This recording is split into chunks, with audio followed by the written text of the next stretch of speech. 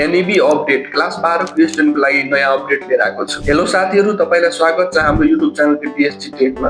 Class 12 को धेरै स्टुडेन्टहरुलाई अझै पनि कन्फ्युजन छ कि एनईबी को क्लास 12 को एक्जाम 11 गतेबाट हुन्छ कि हुँदैन भनेर। यसकै बारेमा आजको यो भिडियो मैले तपाईलाई लिएर आएको छु।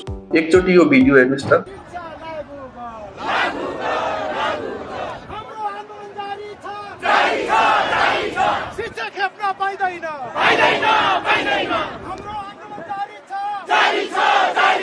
अहिले काठमाडौँमा शिक्षकहरूको आन्दोलन जारी नै छ र शिक्षक महासंघले कुनै पनि कपी चेक नगर्न भनेको छ। सोशल मिडियामा आएको धेरै न्युजहरूले गर्दा क्लास 12 को स्टुडेन्टहरू अझै पनि कन्फ्युज छ कि क्लास 12 को एक्जाम 11 गतेबाट हुन्छ कि हुँदैन भनेर।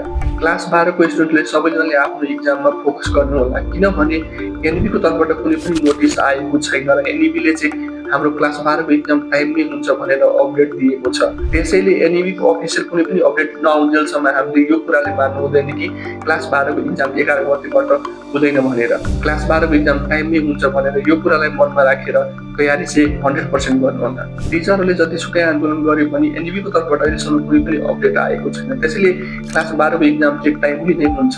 त्यसैले तपाईले आफ्नो एक्जामको तयारी चाहिँ कन्टिन्युअसली राख्नुहोला। एनईबी को तर्फबाट कुनै नयाँ अपडेट आएमा हामी तपाईलाई लिएर आउँछौँ। त्यसैले तपाईले च्यानललाई सब्स्क्राइब गरेर अवश्य फलो गर्नुहोला।